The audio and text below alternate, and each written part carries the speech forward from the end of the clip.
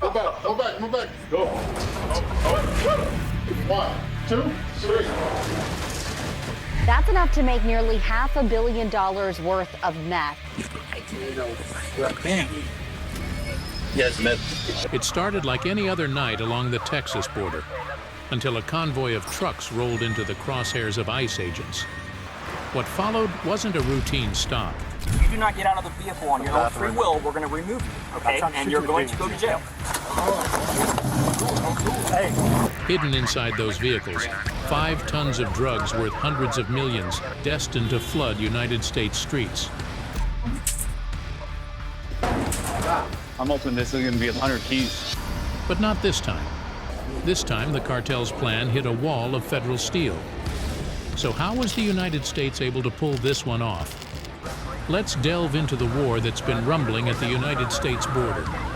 Fox News alert, we're at war. Cartels are now officially in the Pentagon's crosshairs. And it's not just the wall anymore. Trump wants to take the fight to El Chapo's front yard. The big seizure. The United States war on drugs often plays out like a long fishing trip, with Donald Trump now the fisherman and the Mexican cartel as the fish he's been waiting to catch. I don't think we're going to necessarily ask for a declaration of war. I think we're just going to people that are bringing drugs into our country. Hours of stillness, quiet ripples on the water, and yet no sign of a catch. But sometimes the big one doesn't wait to be hooked. Sometimes it jumps straight into the boat. That's pretty much what it felt like when the viral headline exploded. ICE stops a massive cartel convoy at the Texas border. 5 tons of drugs seized. While the headline alone sounds like a blockbuster trailer, the real numbers behind recent United States drug seizures tell an even wilder and more complex story. The night sky above the Caribbean was still, broken only by the rhythmic hum of the United States Coast Guard cutter Diligence slicing through dark waters. Its crew wasn't on a routine patrol. They were hunting. Intelligence chatter had pointed to something big moving through the region. Very big. By the end of that late summer stretch in 2025, they weren't just making headlines. They were making history. More than 5 tons of narcotics were seized, nearly 9,000 pounds of cocaine, worth over $64 million on the streets, and a mountain of tightly packed marijuana. This wasn't a single takedown. It was 2 high-stakes interdictions in one of the world's busiest drug corridors. The Caribbean Sea, a playground for cartel traffickers and a battlefield for United States forces. On August 7, as a speedboat tore through turquoise waters about 136 miles southwest of Negril, Jamaica, United States Diligence's crew locked on. Within minutes, armed Coast Guardsmen stormed the vessel. Below deck, 1,500 pounds of marijuana, wrapped, stacked, and ready for delivery. The haul was transferred to another cutter and later offloaded in Florida. The first chapter in what would become a record-breaking mission. Nearly a month later, another blip appeared on the radar, 240 miles north of Panama. A go-fast vessel, no markings, no flags, suspicious. Diligence and its supporting aircraft moved in with precision. This time, the find was staggering. Nearly 9,000 pounds of pure cocaine hidden beneath tarps and false compartments. This joint effort helped us prevent more than 4 tons of illegal drugs from entering the United States, said Commander Colin McKee, proud but measured. The Coast Guard remains relentless in our operations to control, secure, and defend United States borders and maritime approaches. The Caribbean is no stranger to cartel activity, but this was a message. Smugglers can run, but they won't get far. ICE and the Coast Guard aren't exaggerating here. According to their data, about 80% of United States-bound drugs are intercepted at sea. Think about that. The majority of the narcotics never even touch United States soil before being stopped. But when they do make it to the land border, things get even more intricate. If smugglers have taught us anything, it's that they're creative. Just ask United States Customs and Border Protection officers in Laredo, Texas, who cracked open a shipment of frozen mangoes only to discover something very unappetizing. Hidden beneath layers of frost and fruit were 733 tightly packed bundles, containing over 1,700 pounds of methamphetamine, worth over $16 million. This bust happened on September 9, when CBP officers flagged a tractor trailer for secondary inspection. They used a non-intrusive imaging system, basically a high-tech scanner, and followed it with a canine sweep. The result? An entire hidden narcotics load exposed.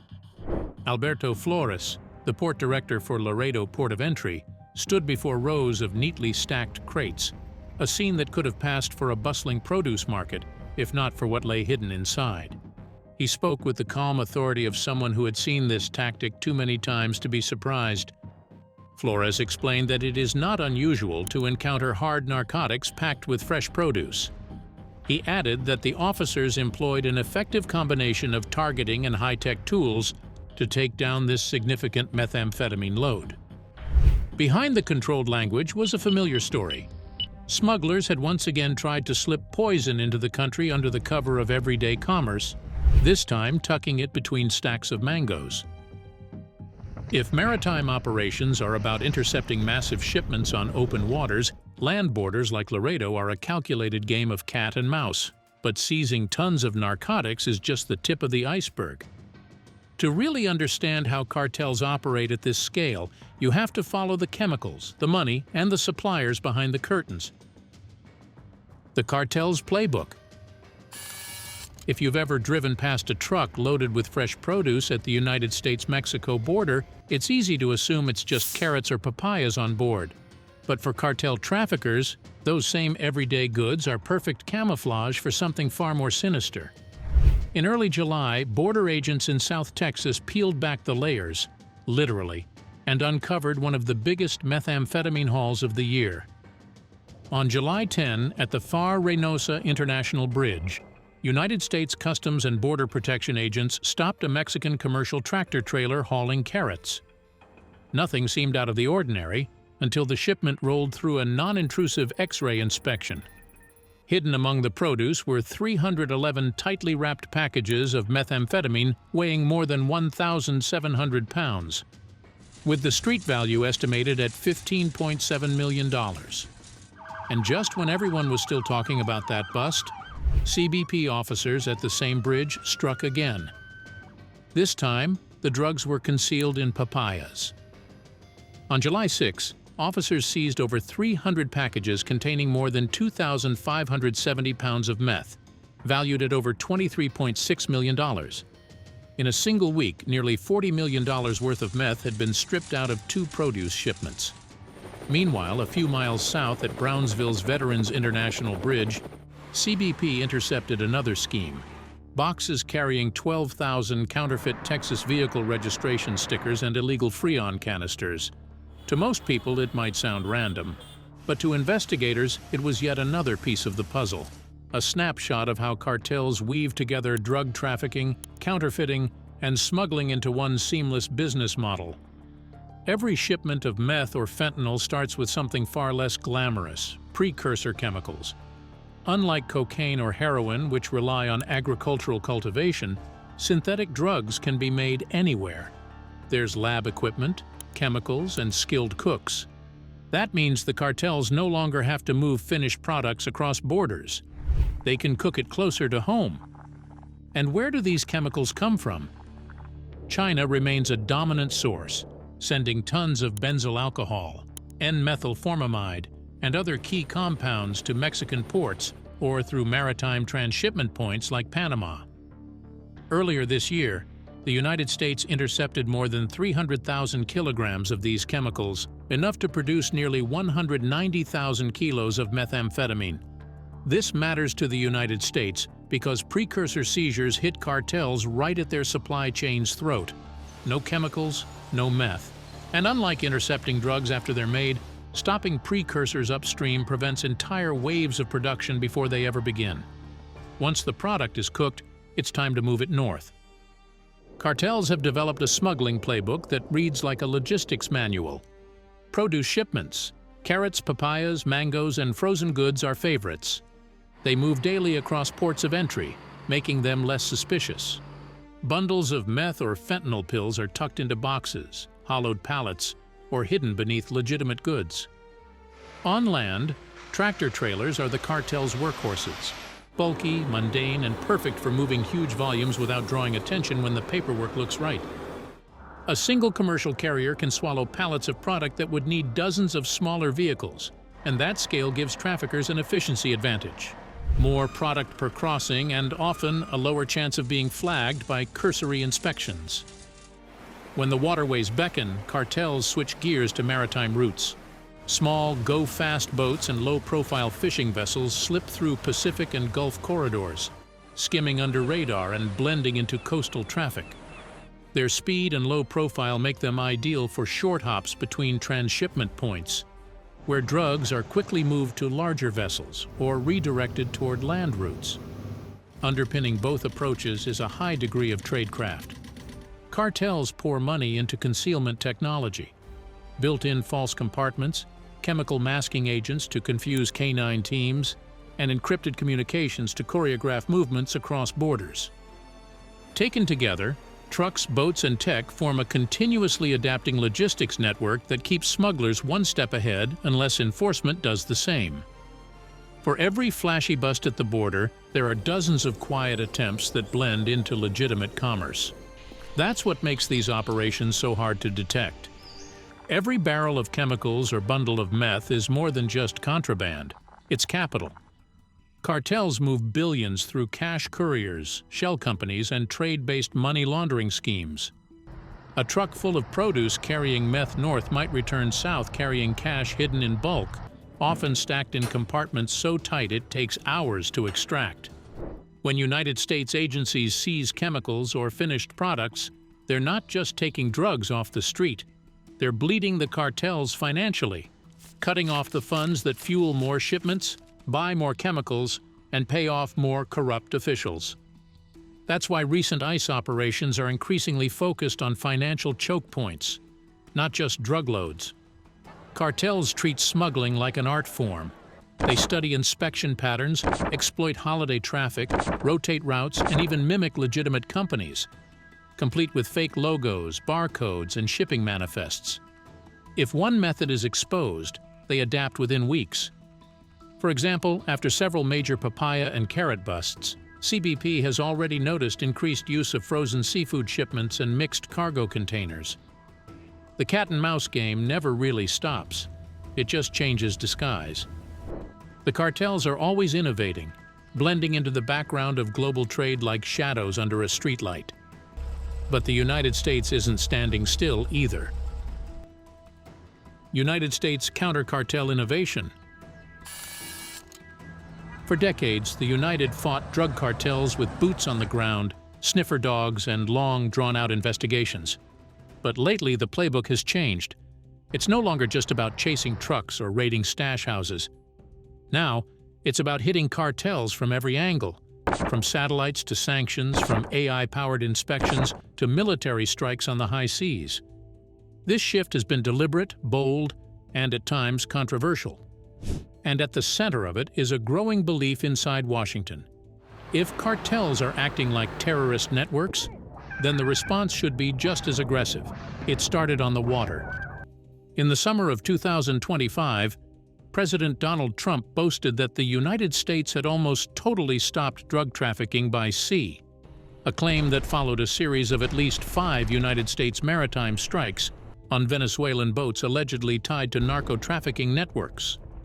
One of the most talked about incidents came on a Tuesday night in October 2025 when United States forces intercepted and struck a suspected cartel boat in international waters. 6 traffickers were killed. However, this October strike was not the first. Earlier, on the 2nd of September 2025, the United States military conducted a strike on a Venezuelan-linked vessel in the southern Caribbean, reportedly killing 11 people, as part of its increased maritime campaign against narco-trafficking groups. The message was unmistakable. The United States is no longer waiting for the drugs to reach its borders. When Trump hinted at taking similar actions on land, it wasn't just political theater. It signaled a new phase of the war on cartels, one that merges traditional law enforcement with elements of counterterrorism strategy. "We have the sea very well under control," Trump told reporters. "Now we'll stop it by land." Whether or not that claim is fully accurate, the policy direction is clear: more aggressive, more preemptive, and more global. If cartels are innovating in their smuggling methods, the United States is responding with a wave of cutting-edge technology at ports of entry and along key smuggling corridors. The Department of Homeland Security, through its enforcement arms CBP and HSI, has been quietly rewriting the rules of border defense. Gone are the days when enforcement meant manual inspections and gut instincts alone.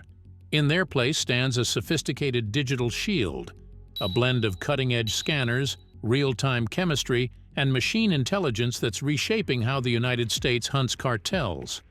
At the front line of this new approach is non-intrusive inspection. CBP is rolling out 123 large-scale scanners across the southwest border, a massive leap that will increase passenger vehicle inspections from 2% to 40% and cargo truck checks from 17% to 70%. These machines can peer beneath steel and fiberglass, detecting drugs, weapons, currency, or even hidden passengers without ever cracking open a container. What once required hours of disassembly now happens in moments. But technology doesn't stop at the X-ray. Forward operating labs have turned border checkpoints into miniature crime labs. 16 CBP labs are now equipped to identify fentanyl and other narcotics within seconds. In the past, agents had to wait weeks for results from distant federal facilities. Now, they can confirm a seizure, make an arrest, and build a case, all before the suspect even leaves the checkpoint. As this rapid response infrastructure expands, artificial intelligence and machine learning step in to sharpen the hunt. CBP's AI systems are quietly flagging suspicious vehicles and travelers with uncanny accuracy. This year alone, AI-assisted targeting has led to 240 major seizures involving cocaine, heroin, meth, and fentanyl. Instead of sifting through mountains of data manually, agents now follow digital breadcrumbs that point straight to high-risk targets. Behind the scenes, HSI's Raven platform and innovation lab push the intelligence game even further. Analysts are mapping fentanyl networks, tracking supply chains buried under layers of shell companies, and spotting trafficking patterns that human eyes might overlook. It's a chess match between cartels and algorithms. And for the first time, the United States isn't just reacting, it's anticipating. This fusion of scanners, chemistry, and AI isn't just making enforcement faster, it's changing the very tempo of the fight. What used to be a border chase is now a data-driven battle of foresight and precision. This layered defense doesn't just make it harder to move drugs, it raises the cost of smuggling for cartels, forcing them to take bigger risks and burn more resources. Drugs are the product. Money is the bloodline. And when you can't always catch every shipment, you target the money that makes it possible. Enter the United States Treasury Department's Office of Foreign Assets Control, an agency that doesn't need to fire a single bullet to hurt a cartel. In 2025, OFAC sanctioned two major Mexican criminal groups, Carteles Unidos and Los Viagra, along with 7 individuals tied to extortion, trafficking, and terrorism-linked activities. The move froze assets, blocked financial transactions, and choked off access to United States-linked banking systems. And it wasn't done in isolation.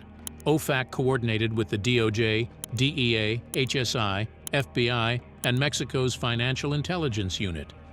These sanctions weren't symbolic. They targeted the cartel's alternative revenue streams: fuel theft, arms trafficking, human smuggling, even extorting avocado and citrus farmers in Michoacan. When cartels can't move their money freely, their ability to pay gunmen, bribe officials, and move products weakens. Taken together, these tools, strikes at sea, scanners at ports, AI targeting, and financial sanctions, represent something bigger: a shift in United States counter-cartel strategy. Instead of just reacting to drugs hitting the border, the United States is striking upstream before shipments reach United States soil, intercepting smarter using technology instead of sheer manpower, crippling finances through coordinated sanctions and asset freezes. And this multi-layered strategy has teeth. Carteles Unidos, now designated a foreign terrorist organization, has been linked to foreign mercenary recruitment and the use of IEDs in its war with CJN. Los Viagras has squeezed entire towns with extortion, even forcing communities to pay for cartel-controlled internet. Now both face unprecedented financial isolation. Technology, sanctions, and maritime power are changing the game. But beneath every policy and operation is politics, the kind that shapes how far, how fast, and how fiercely these tools are used. Donald Trump's policy and the new numbers. When the numbers dropped, the Trump administration wasted no time telling the world their hardline border strategy was working. In August 2025, United States Customs and Border Protection released fresh operational statistics that painted a striking picture. Illegal crossings had plunged to record lows not seen in years. CBP Commissioner Rodney Scott stated that they are proving every day that tough, consistent enforcement works. He added that border crossings are at record lows, mass catch and release is over, and their agents are delivering results for the American people. The numbers backed him up, and they told a story louder than any press statement could.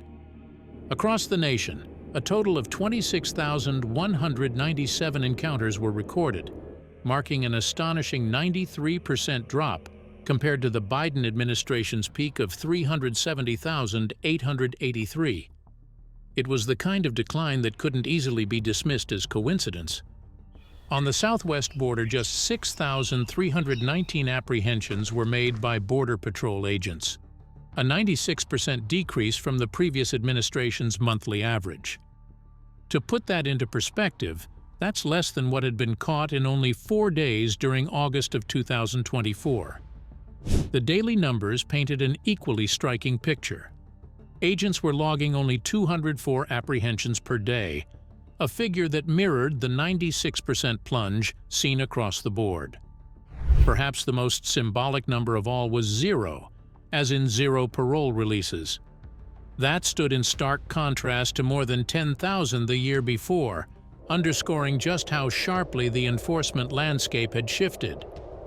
Each figure built upon the last, weaving a narrative of an administration determined to project control at the border and proving it with hard data. For Trump, this wasn't just data, it was proof. Proof, he argued, that his aggressive strategy, a blend of military muscle, legal maneuvers, and pointed messaging, was changing the game at the border. The turning point came in January 2025, when Trump declared a national emergency at the southern border. That single act unlocked a toolkit that went far beyond patrol agents and fences. It gave the administration legal cover to deploy military and covert assets, lean on intelligence agencies, and push policy boundaries in ways no recent president had. Soon after, maritime and border operations expanded dramatically. The United States Coast Guard, backed by military support, began intercepting smuggling boats in Caribbean waters at a frequency not seen in years. Intelligence coordination with partners in Latin America intensified, and most controversially, narco-terrorist designations became a key rhetorical weapon. Labeling cartels as narco-terrorists wasn't just symbolic. It gave federal agencies expanded powers to target networks like terrorist cells, not just criminal syndicates. That meant more aggressive surveillance, faster financial targeting, and broader legal reach. Trump's border posture blurred the line between domestic law enforcement and national defense. CBP and ICE received expanded operational authority, while maritime strike authorizations grew in both scale and speed. Where previous administrations leaned heavily on law enforcement coordination, Trump's team often acted unilaterally, greenlighting rapid maritime strike operations, stationing forward operating units closer to smuggling routes, and integrating real-time intelligence feeds into field operations. The effect was immediate. Interdiction spiked. Maritime seizures became routine news. DEA and DHS joint task forces recorded unprecedented fentanyl and methamphetamine interceptions. Even cartel communication patterns shifted, a sign that the pressure was being felt. Perhaps the clearest symbol of Trump's enforcement reset was his zero parole release policy. Under Biden, tens of thousands of migrants were released pending immigration proceedings. Under Trump 2.0, that number flatlined to zero. It sent a blunt message to both migrants and smugglers. Crossing the border no longer guaranteed a chance to stay. In practical terms, this led to fewer crossings, less strain on processing facilities, and a sharp drop in visible border surges. But it also intensified legal and humanitarian debates. Immigration lawyers and civil rights groups decried the detention-first approach, calling it a violation of asylum obligations. The administration, however, framed it as a necessary deterrent. None of this existed in a vacuum.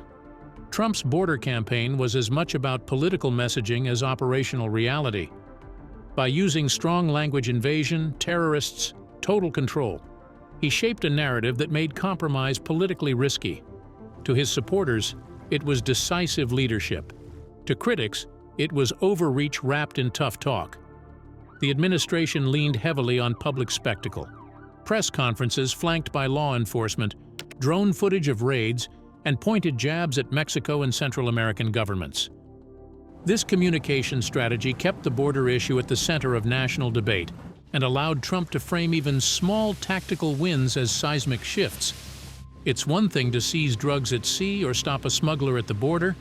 It's another to prosecute, convict, and dismantle the cartel structures that fuel the trade. Dismantling networks. For all the high-speed boat chases, aerial surveillance, and flashy drug bust photos, the real war against cartels is often won or lost, not at the border, but in the courtroom. Once the handcuffs click and the drugs are hauled off, the mission shifts to a quieter battlefield: indictments, asset seizures, and legal maneuvering. Here it's less about brute force and more about patience, strategy, and paperwork that can cripple billion-dollar criminal empires. When United States law enforcement intercepts a major shipment of fentanyl or cocaine, it's rarely a one-off win. Behind that seizure is usually a multi-district investigation involving the Department of Justice, United States attorneys, the DEA, and sometimes foreign partners. These probes can take months, often years, of wiretaps, undercover work, financial tracing, and good old-fashioned human intelligence. The goal isn't just to grab a few runners or stash houses, it's to climb the ladder, to get from the guy behind the wheel to the one who signs the checks. Prosecutors lean heavily on cooperating witnesses, often flipped mid-investigation, to map out entire networks. Think of it as taking down a criminal supply chain piece by piece. A prime example landed in February 2025. The DOJ unsealed a superseding indictment against high-ranking members of the Sinaloa cartel. The charges included narco-terrorism and providing material support to a foreign terrorist organization. Attorney General Pamela Bondi stated that the Sinaloa cartel relies on drug trafficking to finance its terrorism against the American people while spreading poison in their communities. She added that the recent indictment is a significant blow against this terrorist organization's infrastructure. The indictment wasn't born overnight. It grew out of years of coordinated investigations involving multiple states, wire transfers, seized shipments, and intelligence sharing. Over 1 week, agents arrested 15 defendants in a nationwide sweep, taking down a pipeline that pushed hundreds of kilograms of fentanyl, meth, and cocaine into the Midwest. Here's the truth. Cartels don't just move drugs. They move money, mountains of it. And that's where asset forfeiture and financial disruption come in. The United States Treasury's OFAC designations give prosecutors the power to freeze and seize cartel assets: cash, ships, trucks, houses, shell companies, anything linked to criminal proceeds. In the Sinaloa case alone, investigators traced millions through United States banks, front companies, and crypto wallets. One money laundering network was so intricate it made use of legitimate business fronts and informal financial channels to camouflage the flow. But here's the kicker. Cartels are masters at adapting. Seizing cash can hurt, but it rarely kills the machine. They use straw owners, ghost companies, and Hawala-style informal banking systems that are notoriously hard to trace. Every dollar that law enforcement freezes might be just one of 5 sitting somewhere else under a different name. Prosecuting transnational cartels isn't like busting a local dealer. These organizations have layers of protection, from corruption inside foreign law enforcement to loopholes in extradition treaties. Mexico, in particular, has been a challenging partner at times. Extradition can be slow, political, and legally complex. Even when cartel figures are extradited to the United States, trials can drag on for years. Defense attorneys pick apart surveillance procedures, chain of custody, and witness credibility. Prosecutors have to prove every link in the network, not just that drugs existed. And then comes the bigger frustration. Taking down a high-ranking member doesn't necessarily end the organization. Cartels are Hydra-like. Cut off one head and another emerges. Arrests often lead to fragmentation, spawning smaller, sometimes even more violent splinter groups. Sinaloa itself was born from the collapse of older trafficking organizations. The Trump administration's decision to label the Sinaloa cartel as a foreign terrorist organization fundamentally changed the legal battlefield. It opened the door to narco-terrorism charges, harsher sentences, and expanded surveillance powers. It also made providing material support to the cartel a federal terrorism crime. The Sinaloa cartel is a vicious international criminal organization that spreads terror through intimidation, torture, and murder, said United States Attorney Stephen D. Weinheuft. By elevating these cases to terrorism status, prosecutors can use broader legal authorities and seek enhanced penalties. But it's not without controversy. Civil liberties advocates warn that blurring the line between crime and terrorism can set dangerous precedents. Prosecution and asset forfeiture are powerful tools, but they're not silver bullets. The United States can lock up key players, seize millions, and score courtroom victories. But cartels thrive on deep roots, corruption, and economic desperation. For every major indictment, new recruits are waiting to step in. Still, these prosecutions matter. They make it harder for cartels to operate openly. They shake financial pipelines. They force criminal groups to spend time and resources rebuilding. And sometimes, just sometimes, they land the kind of blow that permanently fractures a network. Every trial, every asset seizure, every extradition is part of a larger chess game between law enforcement and transnational cartels.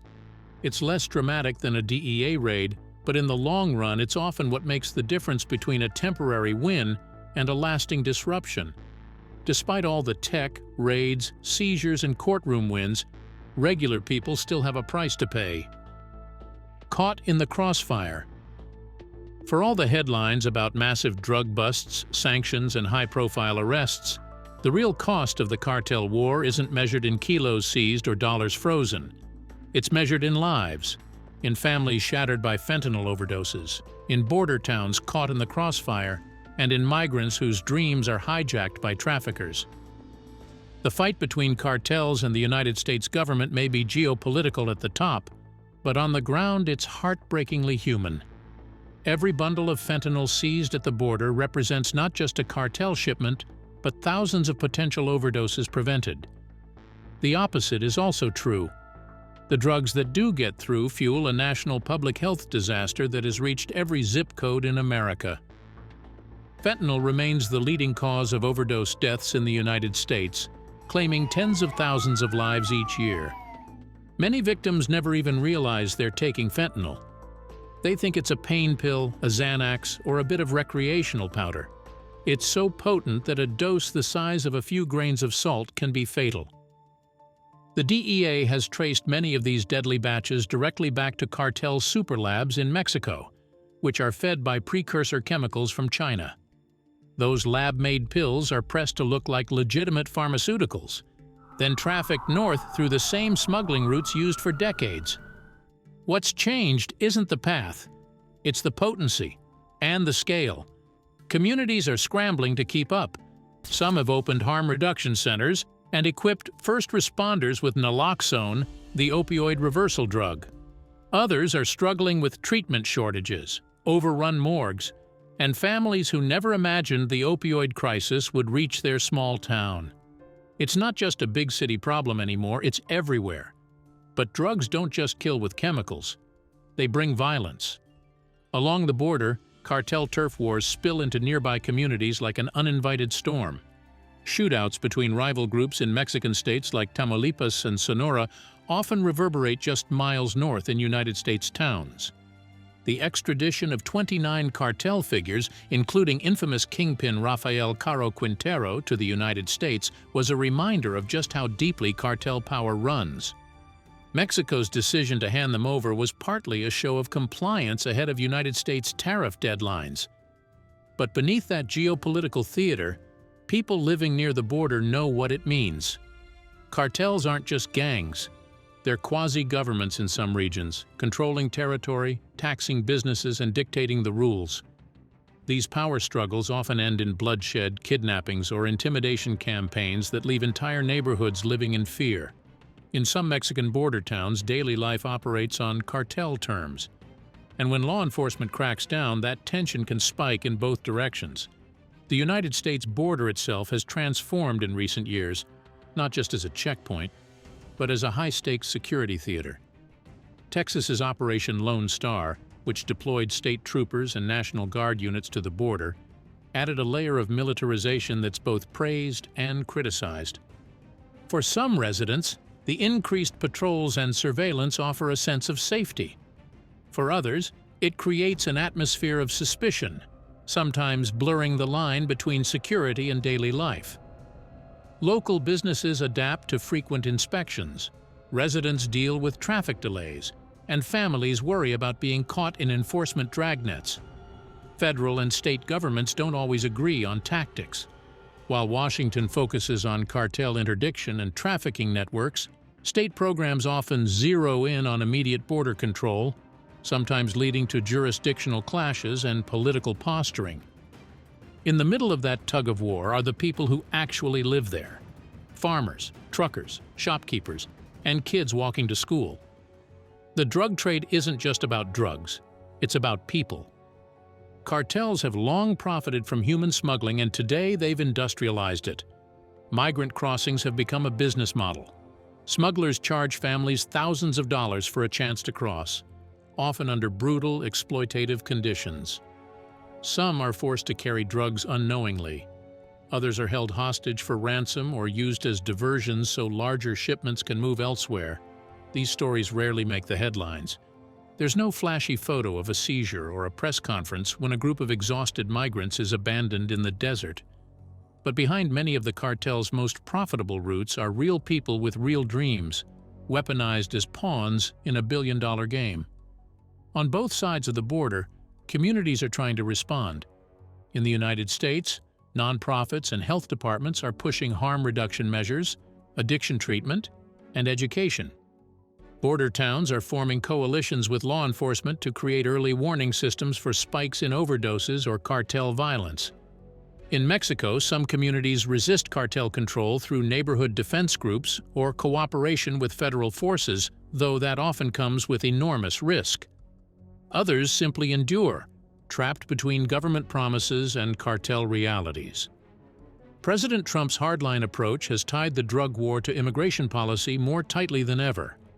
By framing cartels as narco-terrorists, his administration has used immigration enforcement as another pressure point, arguing that cracking down on the border is not just about migration, but about national security. Critics argue that conflating migration with trafficking risks punishing the vulnerable while the real operators stay hidden in the shadows. Supporters counter that tightened controls disrupt cartel logistics. It's a debate that doesn't have easy answers, because the lines between smuggling, trafficking, and human suffering are rarely clean. Drop your thoughts in the comments. We'd love to hear from you. Thanks for watching. See you in our next video.